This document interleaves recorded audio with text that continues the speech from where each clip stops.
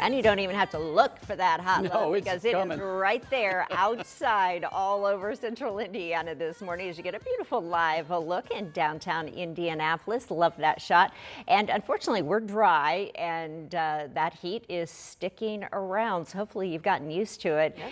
Thanks for waking up with us here on 13 Sunrise at 6 o'clock on your Wednesday. I'm Julia, along with Chuck here this morning and Julia. And you don't have to wait till later this evening to get the hot stuff either, because it'll be a big part of your afternoon today, Chuck. Right. I think right around lunchtimes when you'll really be able to feel it. And that's been the case really for the past week. In fact, we have had 8 days, folks, in a row above average.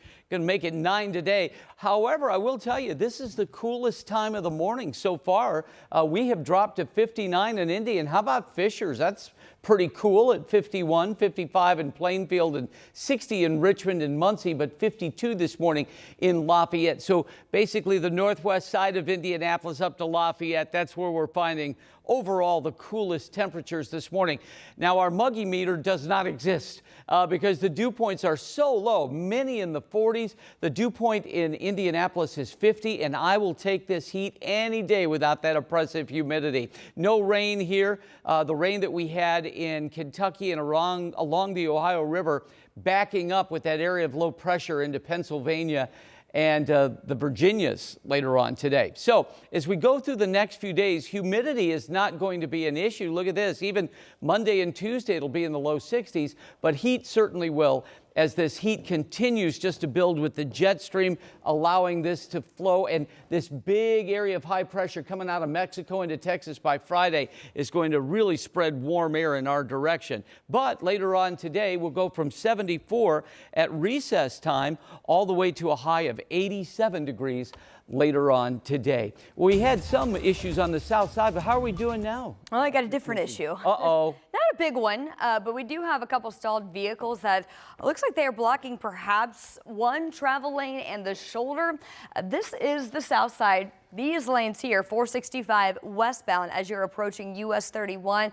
That's where we have this potential situation that's going to cause a backup. We did have some emergency crews that just arrived on scene. I did see some lights arriving in this area. Does look like travel lanes are getting past this without much of an issue, but as traffic starts to pick up here on the south side and if one travel lane is blocked, I could see this causing a bit of an issue. So right now, if you are traveling 465 westbound on the south side, no major delays to report right now, but we'll keep you posted on those lane restrictions.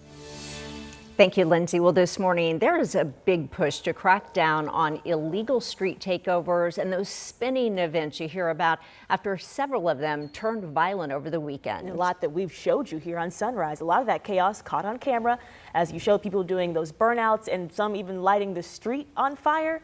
Sia New Yorker is live downtown with more on some proposed solutions that really tries to handle this problem. Good morning, Sia. Good morning, ladies. IMPD arrested at least 7 out of hundreds in those illegal street takeovers. But now some are calling for harsher penalties and looking to nearby cities for some ideas on how to do so. Now take a look. Metro Police say over the weekend they tried to break up 5 different street takeovers in 48 hours right here in Indy. Caught on camera, drivers blocking intersections, people pouring gasoline and oil on the streets, setting fires, and then some cars doing donuts and spinning. Officers arrested several suspects that got violent with them, but say stronger punishments are needed. Louisville, Kentucky has been dealing with the same problem. Its lawmakers passed an ordinance that allows them to seize cars and impose fines. So far this year, Louisville Metro Police have seized more than 100 cars. Fines, the $100, $200 fines, the points on the driver's license really wasn't getting it done, but taking somebody's prized possession for 6 months and accompanying it with a $1,000 fine, we've seen some dramatic results from it, and it stings, and it's working here in Louisville. IMPD is working with the City County Council to propose a similar ordinance. Now, one lawmaker wants to take it even a step further. He's proposing jail time, perhaps even prison time. We'll talk about that part of the story coming up on Sunrise at 6:30. Reporting in downtown Indy, Sia New Yorker, 13 News. Thank you, Sia. Well, this morning, investigators in northern Indiana are looking for clues after a woman and 3 children were found dead inside a home. This morning, we're also waiting to find out the identity of the victims. And investigators were first called to a home in Wolcottville yesterday morning, which is about an hour north of Fort Wayne. They were there for a welfare check. The police there later found the woman and those 3 children dead inside of the home. So state police took over the investigation from there. Now, 13 News has reached out with the woman who says she's actually related to those 4 who died. She tells us she's holding off on saying anything out of respect for the family. Well, the man accused of killing a worker inside of the Indiana Convention Center is being held without bond this morning. We're showing you the scene last week as first responders were rushing to the convention center. Brian Fulton is pleading not guilty in killing Alan Gosnell. Right now, Fulton is accused of murder and expected back in court in November. This morning, we're monitoring to see when the IU student accused of sexually assaulting 2 women on the Bloomington campus will be in court. Right now, we know Noah Apgar is charged with rape and other serious charges. In fact, court documents reveal the first assault happened last Friday at a fraternity house. Well, we are still working to find out if 4 people will face charges in connection to a break-in at a gun store in Greenwood. 2 of the suspects are just 14. The alleged break-in happened at the Atkinson's Firearms. Just days before that burglary, police arrested a 16-year-old for using 2 stolen cars to break in to the Greenwood trading post. 20 guns were stolen in total. Police believe 2 other Indianapolis teenagers are also involved. Johnson County Prosecutor Lance Hamner says these crimes will affect these young people for the rest of their lives. It's sad for them and sad for their families. It's a really dumb choice to make. They're looking at a penalty of up to 6 years in prison, and it's really not a good way to start out your life. Well, so far, police have recovered 2 guns in one of the cases. In the case of that 16-year-old, the prosecutor's office is reviewing the charges to determine if legal grounds exist to seek a waiver to adult court. This morning, we're following new details about the attack of a student at Perry Meridian High School. Yeah, that family says it wants to see some changes at Perry Township schools to make it safer for all students. Gina Glaros is live with the latest from the family's attorney, plus more from the school district. Good morning, Gina.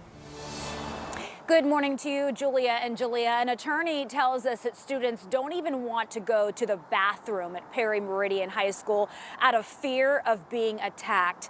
That attorney, Catherine Michael, says her client, a junior at the school, was allegedly attacked by another student in the hallway on Thursday morning. According to the family's attorneys, this incident is just one of many at the high school. Last school year, a 16-year-old was charged for assaulting a substitute teacher.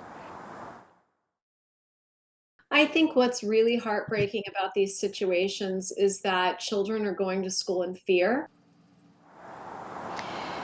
Which makes learning very difficult. We reached out several times to the Perry Township School District administrators and high school leaders to talk about this specific incident and overall school climate. In an email, they say that they are not accommodating interviews. We actually went to the administration building. We were told no one was available. The family attorneys say they want the district to be more transparent so students feel more comfortable reporting violence to all of the schools. Now, the Marion County Prosecutor's Office does expect to file charges against that 15-year-old suspect this week.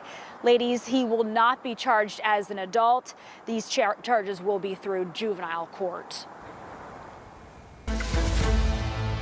If we don't have voting centers, I feel like we're not represented. Well, we are just 3 weeks away from early voting here in Indiana. But right now there are some questions at Purdue about where students and staff will be casting their ballots. So far, there are no plans to have those polling places on campus. The university has proposed 2 locations, the Armory or the Co-Rec. But now the Tippecanoe County Election Board has to approve them. But the board has said no to polling places at Purdue all year. A board staffer tells us the campus locations didn't meet the statutory requirements. But in previous elections, there have been polling sites at various places on campus, including the Union and inside of Mackey Arena. So some argue if there aren't places to vote on campus, it'll be harder for thousands of people to vote.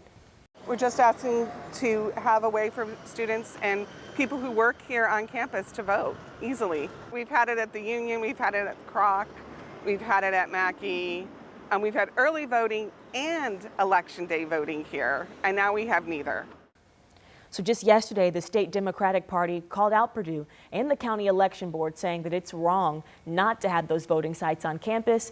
They even called it suppressing the ability for students to cast ballots. But again, Purdue leaders say that they are working on a fix. So we will keep you updated if anything changes, Chuck. Okay, thank you very much, Jalea. 6:10, and you know, in the recorded history of Indianapolis weather, we've had on 10 occasions months of September with less than 3/4 of an inch. In fact, in 2020, we only had 12 hundredths the entire month. Will we be drier than that? We'll let you know as we take a look at a chance for rain in our 7-day outlook. This morning, the United Auto Workers are calling for a strike authorization vote against one of the big three automakers. We'll tell you how this move could impact the auto plants here in Indiana at 6:45. And this morning, we're learning more about that big indictment against music mogul Sean Diddy Combs. We'll break down the next step in this case at 6:15.